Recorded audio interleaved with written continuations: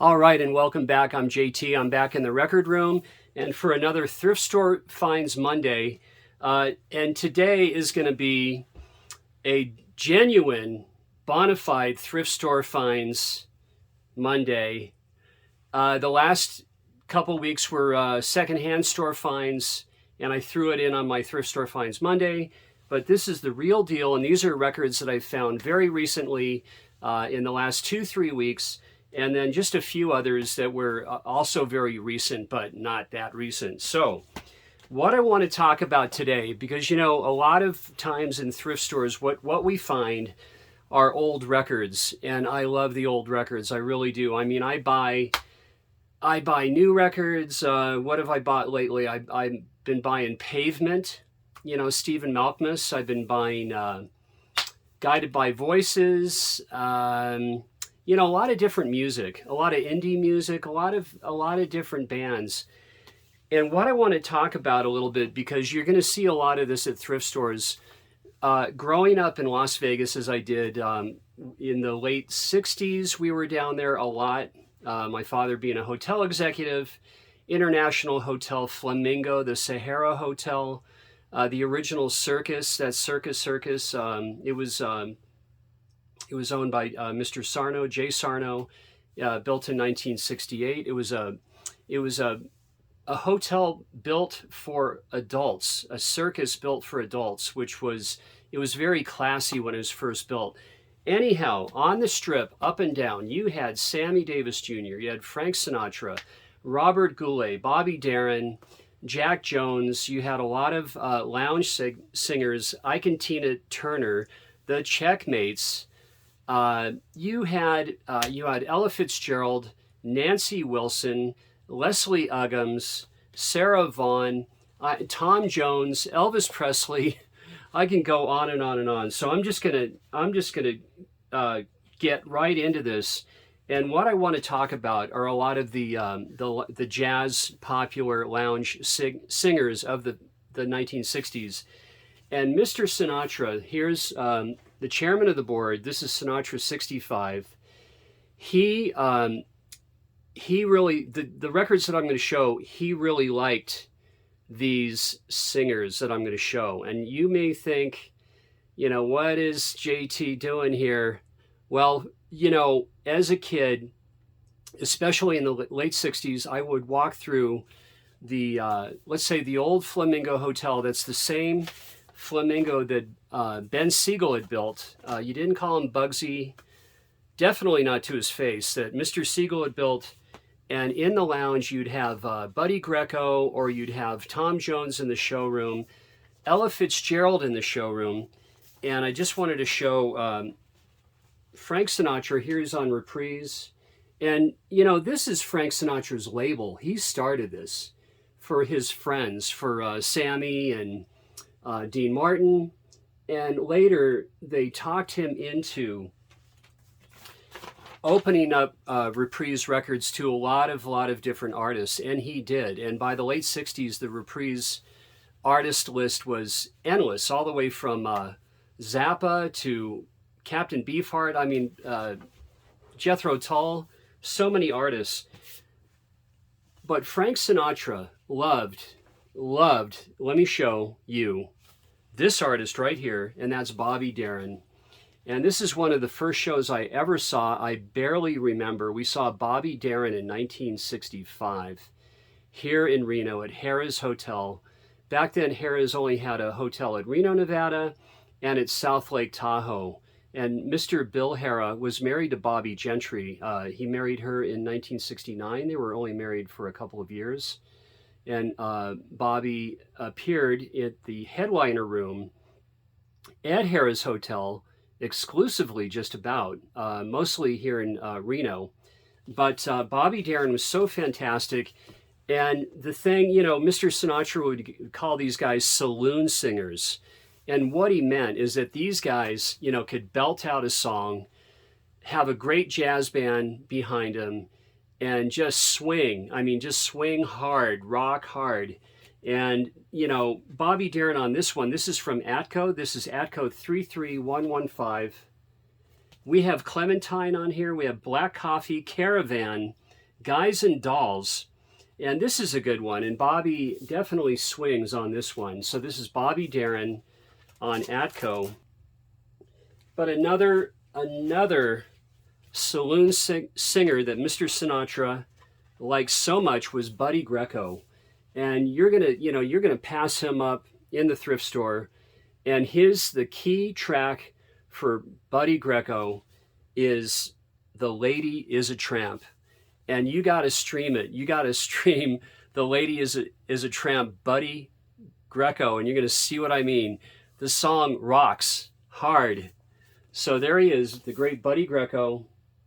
And he appeared up and down the Las Vegas Strip, especially in the late 60s, mid to late 60s, early 70s. And another band that appeared in the lounges of Las Vegas in the the mid 60s and the late 60s, Sergio Mendes in Brazil 66. And I can't quite remember where they played in the lounges, but they did. They didn't headline the showrooms. They might have at a smaller hotel, but I love Lanny Hall's vocals from Sergio Mendes so much. Just fantastic. You have Mas Que Nada on here, One Note Samba. You have Going Out of My Head, Day Tripper.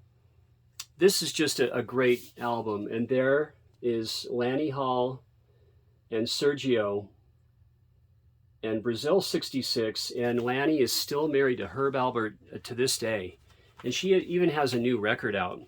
Now, here's a gentleman, along with Keely Smith. Louis Prima appeared at the very first almost all-night lounge show at the Sahara Hotel that was designed in the mid to late 50s, and Louis Prima, Sam Butera, and the Witnesses, and Keely Smith just rocked that lounge all night long till like 3, 4 in the morning. I guess as the stories go, at least 3 in the morning. There was a midnight show, and Louis Prima is just so fantastic. And here on this record, he does 5 months, 2 weeks, and 2 days, which I just love Louis Prima so much. And these are all thrift store records, so you're going to find a lot of this, and I really treasure these old records. Now here you're going to go, what's he doing? Robert Goulet. And this record swings. I'm telling you, this is the one best record of Robert Goulet I've ever heard. He's got just an incredible band behind him. Not a lot, no strings, brass, percussion, just fantastic. And he does All or Nothing at All. What Kind of Fool Am I? A medley. He does Lazy River. It Had to Be You. This is fantastic. And he, I believe Bob Goulet did live in Las Vegas, and that baritone, nobody sings like Robert Goulet. And some of his records are, all right, but this is a good one. If you ever see Robert Goulet in person, and if you like lounge singers and popular jazz artists, this would be a good one to get. And this should be on a 2i Columbia. It is. There it is. And, all of these records, I didn't spend more than $1.50 for these. Now, here's another artist you're going to think, what am I doing? And I'm going to show him. That's Jack Jones. And nobody sings like Jack Jones. Mr. Sinatra loved this guy. Absolutely loved Jack Jones. He still lives in Las Vegas, and he still sings at the Bootlegger way down on the south end of Las Vegas Boulevard, way past Mandalay Bay. In the old days, it was even further south of the Hacienda Hotel, which was a little hotel past the Tropicana Hotel. And Jack Jones, and here he does Alfie, Strangers in the Night. And I collect Jack Jones records. He's just a great singer.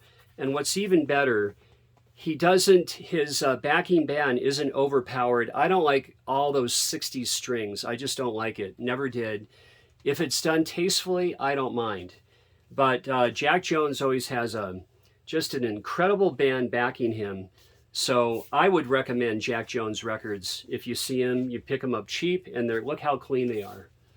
I mean, just fantastic. Now here's an artist that was a lounge performer at the Old Frontier Hotel in the 50s, right around 1957, and it just was not successful. So Colonel Parker and him, that would be the king, Elvis, just did not return to Las Vegas. It just didn't work for the king until July of '69 for his big comeback, and we were there. And that was just incredible. James Burton on guitar. I mean, he just tore the city down, and everybody around the world was trying to get into that showroom to see Elvis. 2 shows a night, 6 nights a week, and sold out solid nightly for 5 years. That's the king. Now on this one, he does It's Now or Never. He does Little Sisters on here. Let me show you the songs. His great rendition of Little Sister. And yeah, I dig Elvis. Now here's a honky tonk man, and that would be Johnny Horton. And we're moving out of the lounges into the honky tonk. And this Johnny Horton record is really, really nice. It's on a 2i Columbia. This is in mono. Let me show you. And I like my honky tonk music, definitely. Johnny Horton, one of the greatest. The Sinking of the Bismarck, Battle of New Orleans, so good. And then in the same suit, I have 3 more records. Johnny Burnett on Sunset. And Johnny Burnett came to LA with his brother, and they wrote songs for Ricky Nelson. And Johnny Burnett is just fabulous, really, really great. So nice to have this Johnny Burnett record, Dreamin'. And I'll show you the Sunset label. And next up, here's a guy from Wales, and that would be Dave Edmunds. And I wanted to show this one because, you know, Dave takes so much from, you know, the older, you know, rock and rollers, rockabilly performers. And this particular Dave Edmunds is one of my favorites. I have about 6 or 7 Dave Edmunds. Love this album. I mean, he's got Me and the Boys on here. One of the great, great tracks. Just so good. Generation Rumble, Bail You Out. Louisiana Man, the Doug Kershaw. Doug Kershaw used to do that song. So let me show you the tracks here. And once again, Dave Edmunds, the great rock and roller. And this is just simply on Columbia. And next I want to show some Twang, a country song, and that's on RCA, Living Stereo. That's Dwayne Eddy. And yeah, you know, Russ from Mama's Records and Mark from Mad for Vinyl, we're talking about 50s records that they're just getting harder to find. And I'm pretty fortunate. I have quite a few, actually. And virtually everybody, every guitar player was influenced by Link Wray. And, you know, Rumble, you know, I got to say, if you haven't seen Rumble on Netflix, the documentary, you got to see it because personally, I'm a huge Jesse Ed Davis fan, and the contributions and the influence of Link Wray, and when he came out with Rumble, I mean, it turned so many guitarists, especially Pete Townsend from The Who. So much. A lot of Pete's riffs come directly from Link Wray. So, and he acknowledges it as well. So here we have Rumble, we have the Swag, El Toro, Tijuana, Rumble Mambo, Jack the Ripper, the Black Widow, Weekend, Turnpike USA, Good Rockin' Tonight. And there's Link.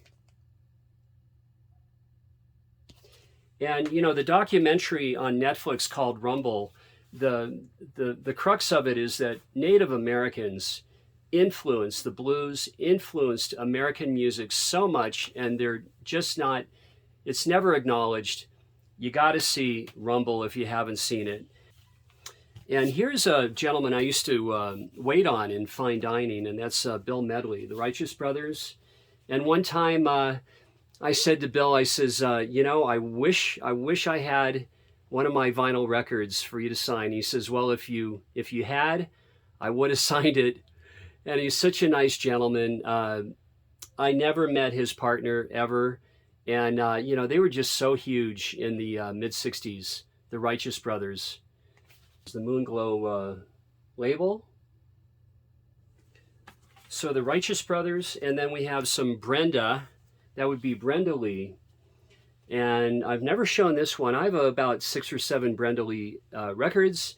This one, I believe, and this was 99 cents right there, 99 cents. This one should be around from 1960 or so, 61. I'm not sure, about 1960, I would guess. And that's all. And she does I'm Sitting on Top of the World. It's a lonesome old town. And I'll show you that old Decca label.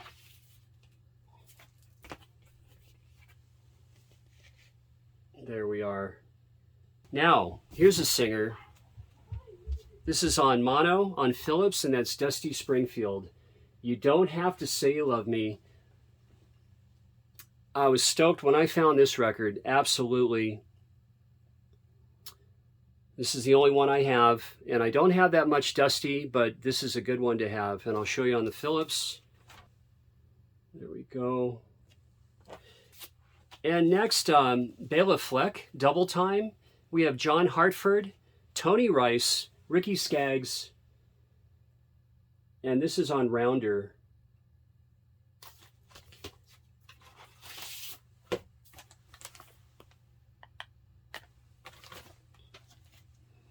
And I've never shown a Stephen Grappelli, David Grisman. Of course, David did so much fine work with Jerry Garcia in Jerry's last, 5 years here on the earth. This is a nice record. I actually have 2 copies of this, and both of them are just so clean. Look at this great picture of Stephen Grappelli. And there's Rob Wasserman there as well. Mark O'Connor, Mike Marshall. This is a fine, fine record. And that's just on Warner Brothers. And this is Sandy Nelson, Teen Drums. I paid 50 cents for this. Look at that hype. And you have Boss Beat on here, Teen March, Teenage House Party. This isn't, the very best Sandy Nelson, but this isn't too bad at all. I've never had one. And I've never shown Lou Christie, Lightning Strikes, and it's such a great track. He does Going Out of My Head, and the very last track on side 2 is his big hit, Lightning Strikes. So Lou Christie, and this is on MGM Records. And just 2 more to show. This is the only one that was from a secondhand store, and I got such a great deal on this. I already have a copy, but a near mint to mint Love Over Gold Dire Straits in just great, great condition. And, of course, this was used as a tester for audiophiles for years, and that's a first press. I couldn't pass it up. Could not pass it up. It was really, really good price. Last record, have to show some rock and roll. This, I paid $1 for it. This is Bob Seger and the Silver Bullet Band, 9 Tonight. What a good rockin' record, right? Michigan's own. You've got Feel Like a Number, Fire Lake, old time rock and roll. The very first song I ever played on stage back in '81. Hollywood Nights, Night Moves, Let It Rock. Good album. Really good album. So thanks for watching, and I had a lot of records to show, and I'll see you on the next one. All right, cheers.